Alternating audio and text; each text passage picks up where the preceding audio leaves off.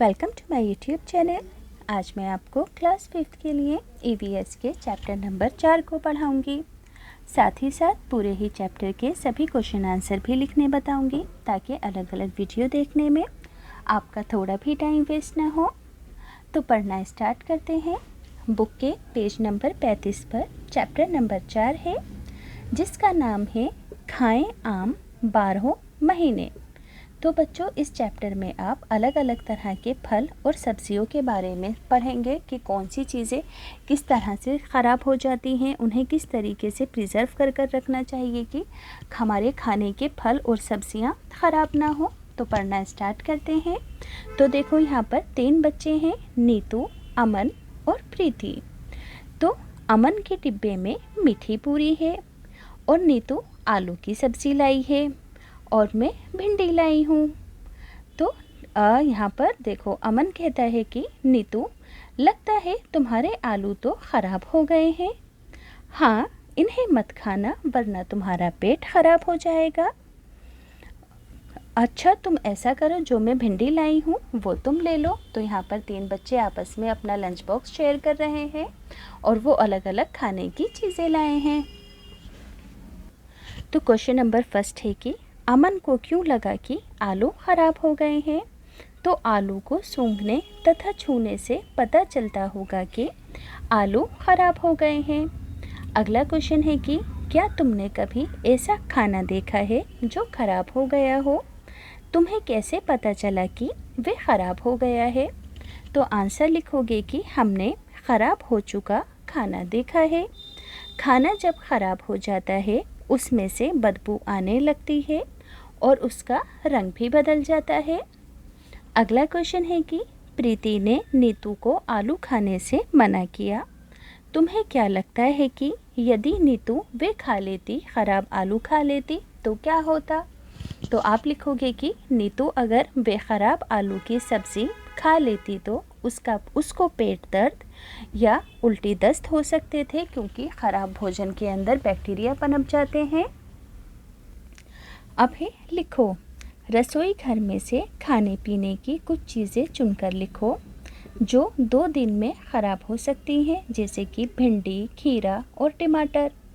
हफ्ते भर तक जो चीज़ें ख़राब नहीं होती हैं, जैसे कि चटनी, आलू, प्याज, ये चीज़ें हफ्ते भर तक ख़राब नहीं होती हैं। महीने भर तक ख़राब नहीं होती हैं, जैसे कि मट्ठी, अचार और गुड़। अब है अगला क्वेश्चन, अपने दोस्त की सूची देखो और उस पर चर्चा करो। तो देखो, मेरे दोस्त की सूची में मेरी जैसी ही चीज़ें शामिल थी। ब्रेड, दूध, हरी सब्जियां 1-2 दिन में ख़राब हो जाती हैं।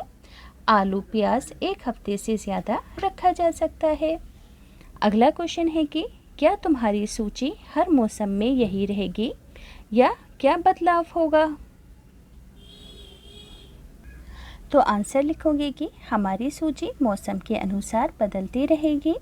जाड़ों में सब्जियां कई दिन तक ताज़ी रहती हैं।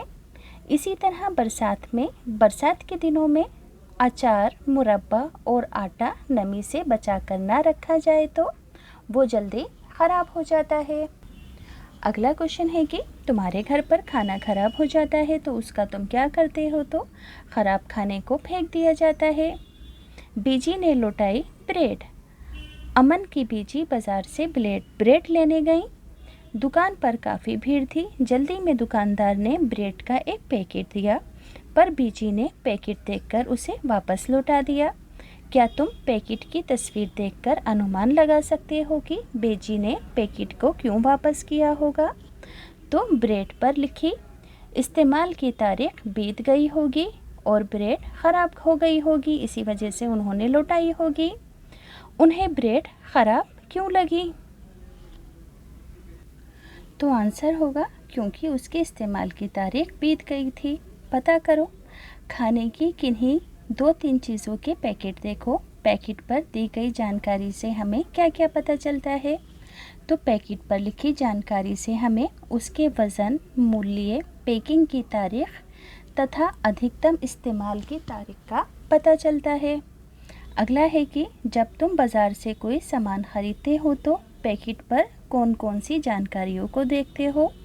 तो पैकेट पर हम उसका मूल्य, वज़न तथा बनने तथा अधिकतम इस्तेमाल की तारीख को देखते हैं।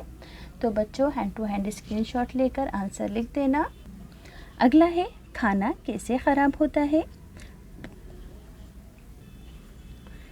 प्रयोग, पूरी कक्षा मिलकर ये प्रयोग करें। रोटी या ब्रेड के एक टुकड़े पर पानी की कुछ बूंदें डालकर एक डिब्बे के अंदर बंद कर दो।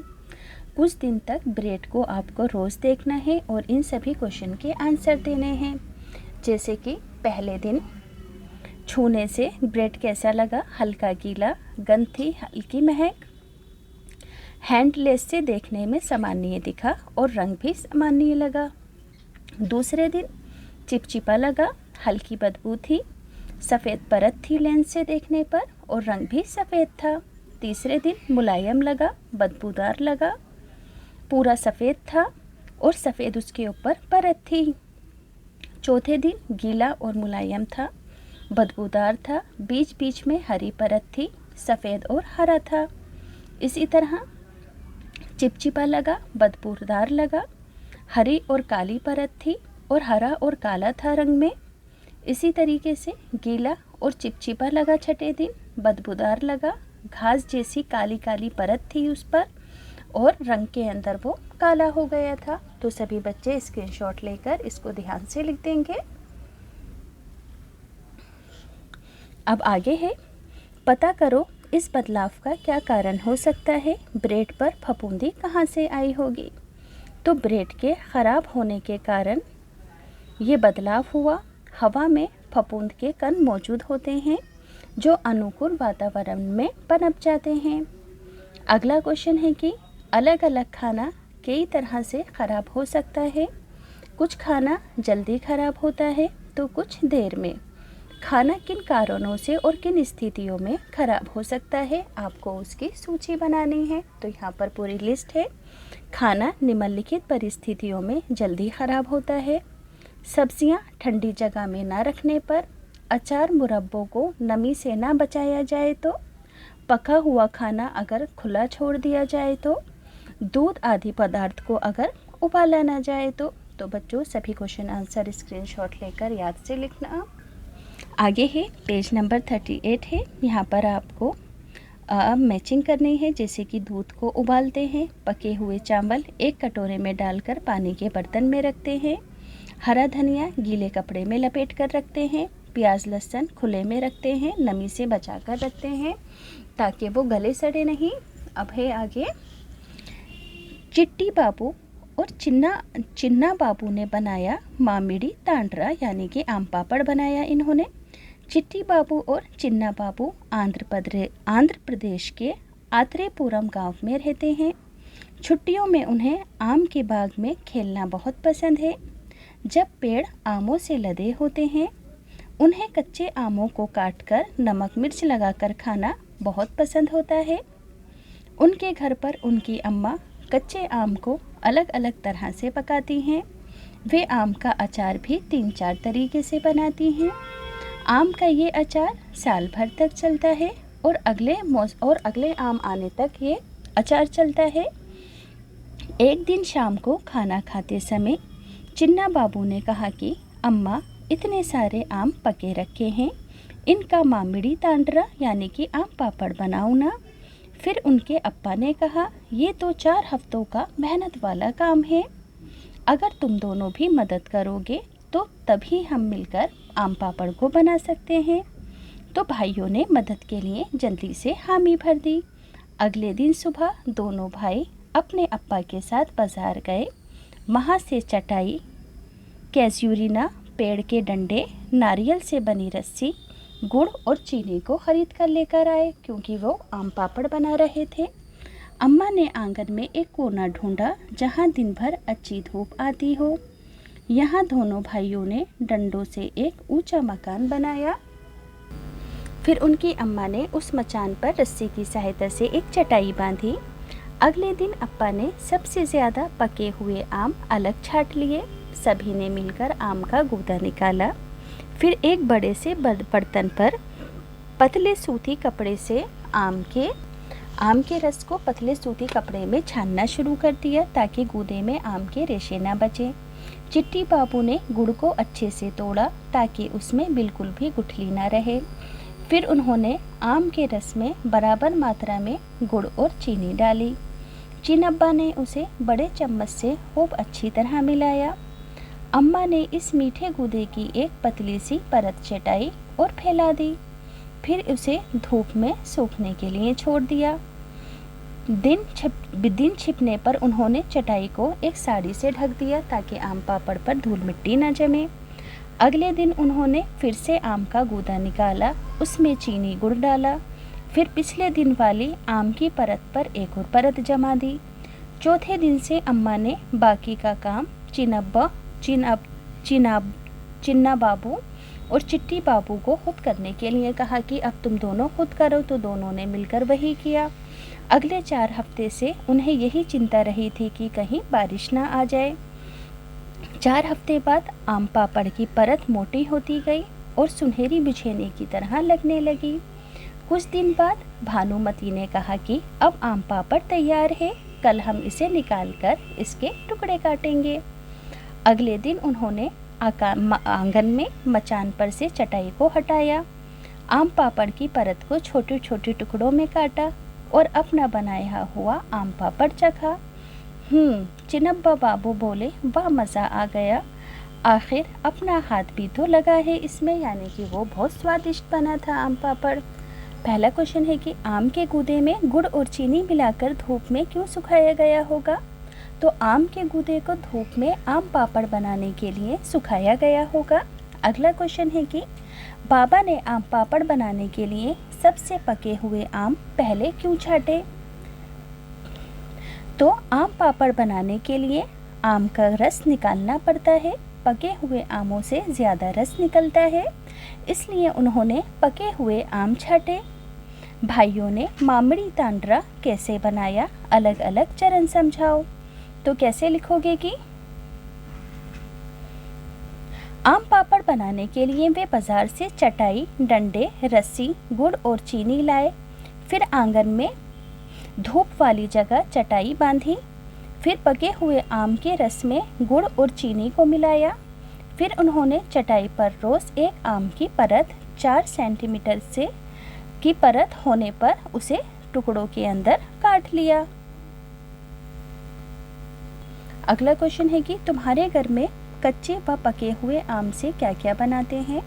तो हमारे घर में कच्चे आम से आमचूर, अचार, चटनी तथा पके हुए आम से लस्सी, पन्ना आदि बनाते हैं। तुम्हें कितनी तरह के अचार के बारे में पता है, उसकी सूची बनाओ। तो मुझे बहुत से अचारों के बारे में पता है, जैसे कि शलजम का अचार, नींबू का मीठा अचार, आम का भुना अचार आदि। अगला क्वेश्चन है कि तुम्हारे घर पर कोई अचार बनाता है, कौन सा अचार बनता है? उन्होंने ये तरीका किससे सीखा? तो हमारे घर में दादी नींबू तथा आम का मीठा अचार बनाती हैं। तुम्हारे घर में बनने वाले किसी एक अचार के बनाने में किन चीज़ों का इस्तेमाल होता है और अचार बनाने का क्या क्या तरीका है? तो दूसरा आंसर लिखोगे कि अचार बनाने में बहुत से मसाले इस्तेमाल होते हैं, जैसे कि लाल मिर्च, सौंफ, ज़ीरा, हल्दी, राई। अचार बनाने का तरीका है, अचार बनाने के लिए सबसे पहले आम या अन्य सब्जी को काटकर धूप में सुखाते हैं। फिर सभी मसाले तथा तेल डालकर 10 दिन के लिए धूप में अचार को डिब्बे में रखते हैं।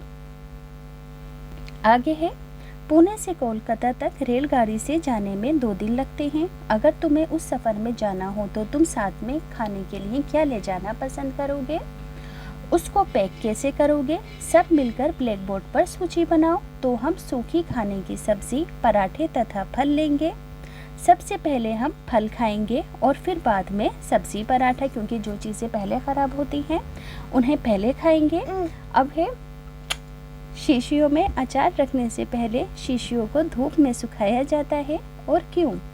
अगर किसी शीशी में थोड़ा पानी रह जाए तो क्या होगा? तो शीशियों में अचार रखने से पहले उसे धूप में इसलिए सुखाते हैं क्योंकि उसमें नमी ना रह जाए। अगर नमी रह गई तो फफूंदी लग जाएगी।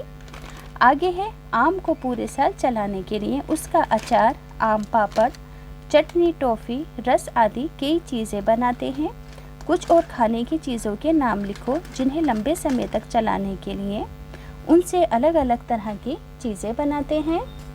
तो बच्चों देखो ऐसी कौन कौन सी चीज़ें हैं। तो दूध को सुखाकर पेड़े बनाए जाते हैं, आलू की चिप्स बनाई जाती हैं, आंवला, गाजर, गोभी, मूली आदि का अचार बनाते हैं या इन सब्जियों को सुखाकर रख लेते हैं। सभी जैसे कि मटर, गोभी आदि को सुखाकर लंबे समय तक चलाया जा सकता है। तो बच्चों स्क्रीनशॉट लेकर सभी क्वेश्चन आंसर अपनी कॉपीज़ में लिख लेना।